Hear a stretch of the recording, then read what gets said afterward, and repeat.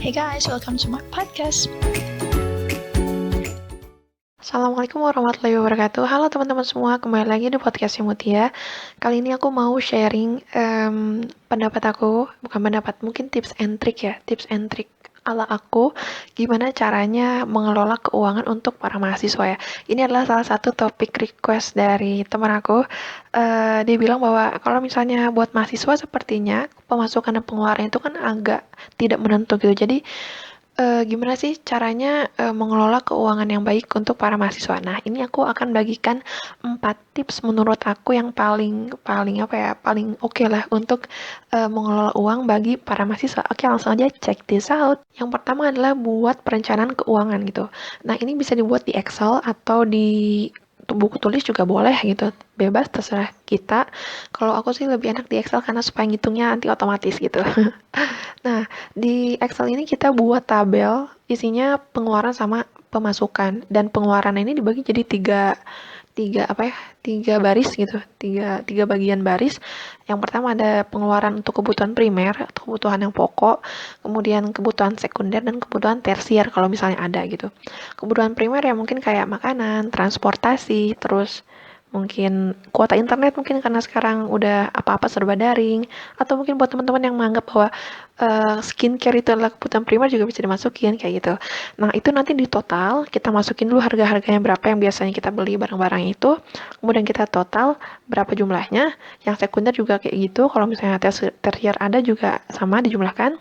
Nah, setelah itu baru kita masukkan apa eh, uang pendapatan kita, pemasukan kita berapa gitu. Nah, kemudian tulis pendapatan kita itu di kolom setelah pengeluaran tadi gitu.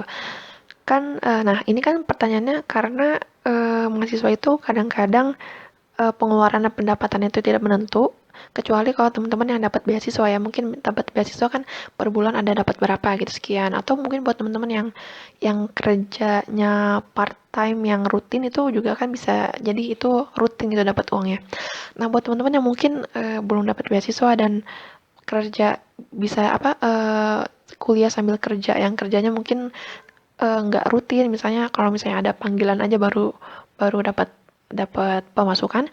Nah, ini menurut aku, saran aku adalah eh, apa yang udah apa ya namanya, tawaran-tawaran mungkin ya yang udah di yang udah kita dapatkan, terus kita udah mau ngambil tawaran itu, kita totalkan dulu misalnya dalam setahun, kalau bisa sih setahun. Misalnya setahun ini aku dapat tawaran ngajar di mana misalnya gitu, atau ngajar olimpiade misalnya, atau buat teman-teman yang suka apa namanya, eh yang bisnis juga bisa dimasukin, misalnya jualan apa, jualan online misalnya, atau segala macamnya, itu dimasukin aja terus ditotalin gitu, kemudian dibagi per 12, jadi kayak setahun terus dibagi 12 kayak gitu, nanti dapat berapa. Nah, itu adalah rata-ratanya. Kalau menurut aku sih enaknya tuh dianggap seperti itu dulu. Kalau misalnya nanti ada pemasukan tambahan ya nggak apa-apa gitu, jadi artinya itu kan lebih baik gitu kan.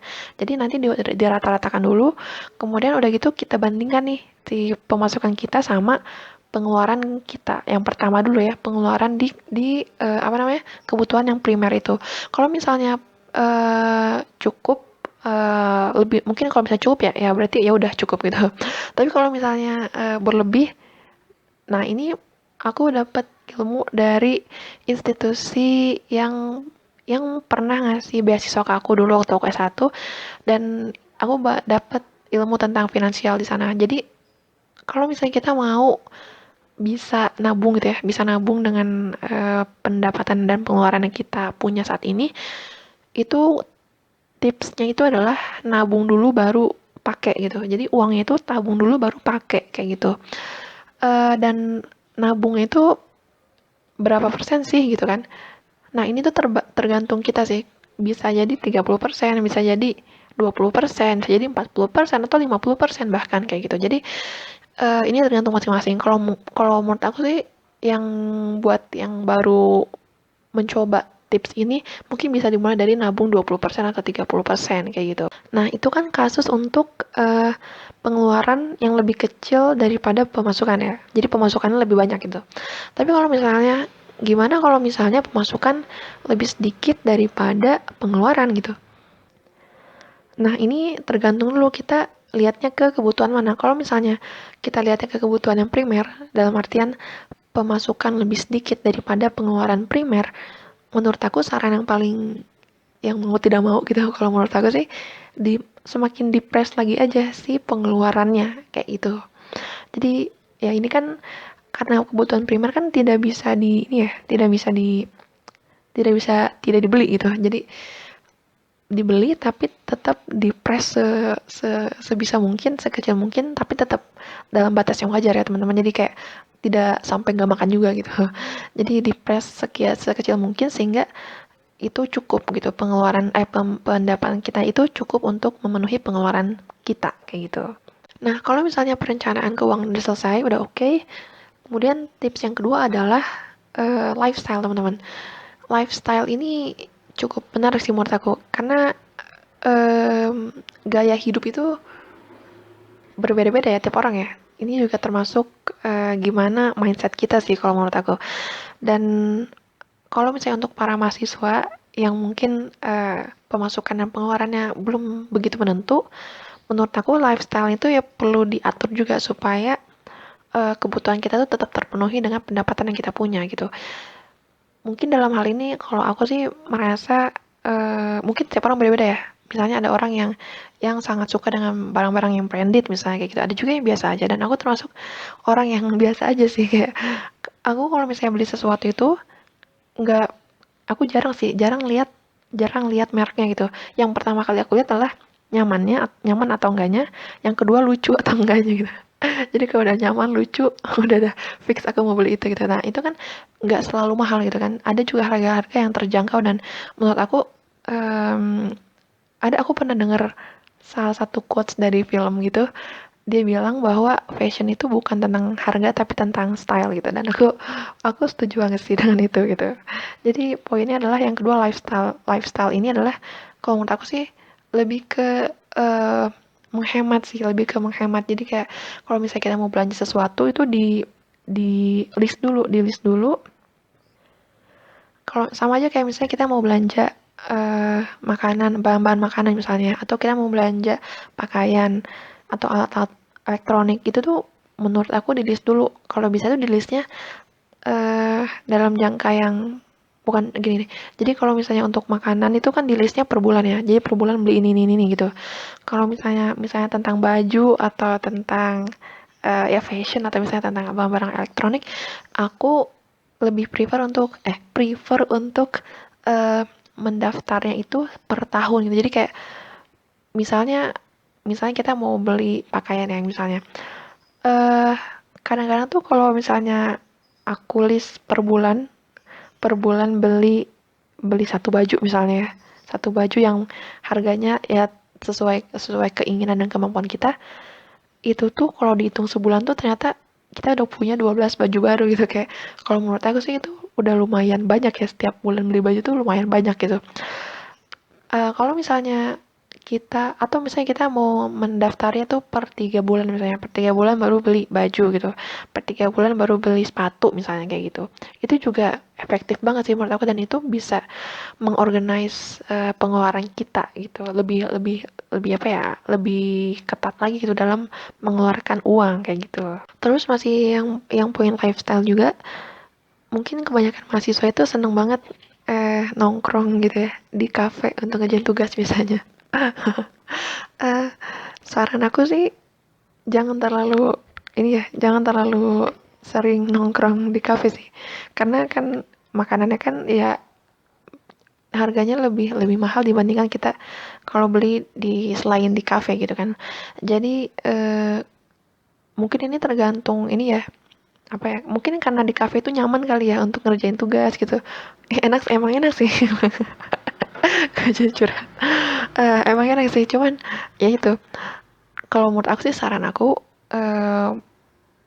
karena kalau misalnya kita dulu sih masih waktu zamannya belum ada pandemik ini lebih baik tuh memanfaatkan perpustakaan sih karena perpustakaan tuh udah tempat yang paling cocok banget untuk ngerjain tugas nggak sih tapi kan biasanya nggak boleh bawa makanan ya. Nah kalau misalnya di luar kalau misalnya sekarang lagi pandemik ini kan kita di rumah gitu menurut aku Ya saran yang paling enak adalah menyamankan ruangan sendiri gitu, menyamankan ruangan belajar kita. Kalau aku bahkan pernah kepikiran untuk gimana ya caranya biar aku tuh punya ruangan aku itu sama nyamannya kayak di kafe gitu. Jadi nggak usah ke kafe. Nah, kayak gitu pokoknya bikin ruangan kita senyaman mungkin lah supaya kita tuh enak ngerjain tugasnya kayak gitu. Kemudian yang ketiga adalah ini mungkin perihal mindset kita ya. Jadi ketika kita punya pendapatan yang lebih tinggi dari sebelumnya, misalnya kita naik gaji atau misalnya kita dapat tawaran kerjaan yang baru misalnya.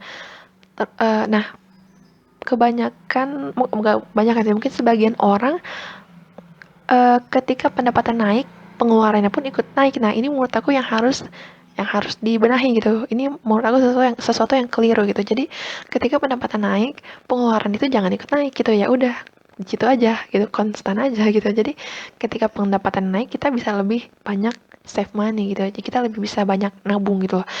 Ini tuh ibarat kalau aku sih mengibaratkannya tuh kayak bisnis gitu, kayak roda bisnis. Kalau di bisnis itu kan ada istilah yang penting tuh uangnya tuh muter gitu kan. Nah, kalau misalnya kita analogikan ya, uang muter itu kayak ban mobil yang muter gitu ya, melewati aspal jalan gitu.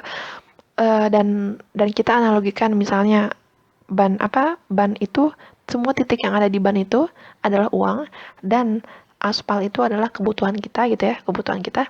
Ketika roda itu muter, uang itu muter, artinya kebutuhan kita itu akan selalu terkenai oleh si ban itu kan. Jadi si ban itu pasti akan selalu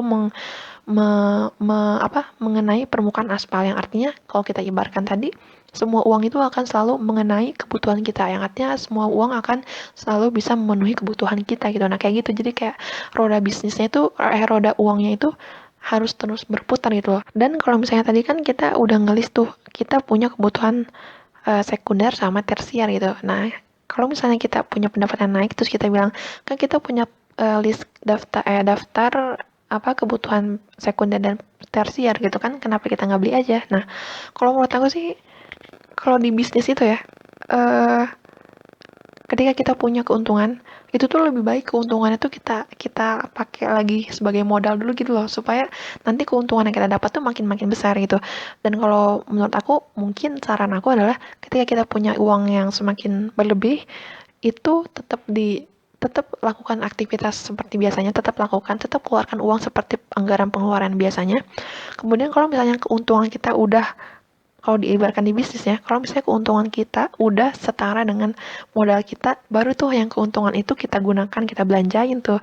Jadi mau kita belanjain apapun, si modal itu nggak akan keganggu gitu. Jadi si uang modalnya itu akan terus berputar dan terus bisa insya Allah memenuhi kebutuhan kita sih kayak gitu. Tips yang keempat yang terakhir adalah teknis pengambilan uang gitu.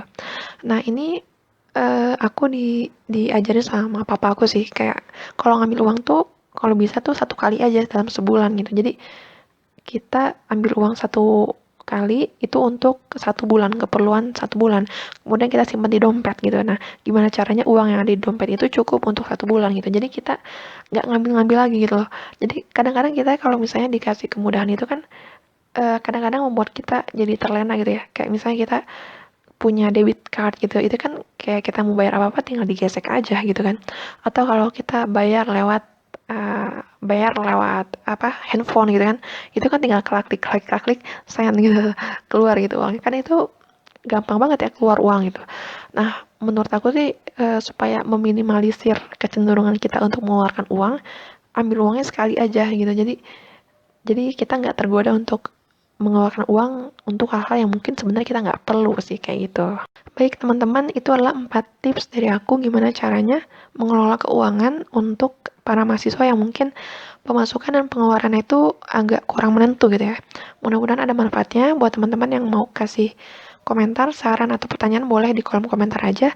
Terima kasih buat teman-teman yang udah dengerin sampai akhir. Don't forget to like, comment, and subscribe, and see you in the next podcast. Bye-bye. Assalamualaikum.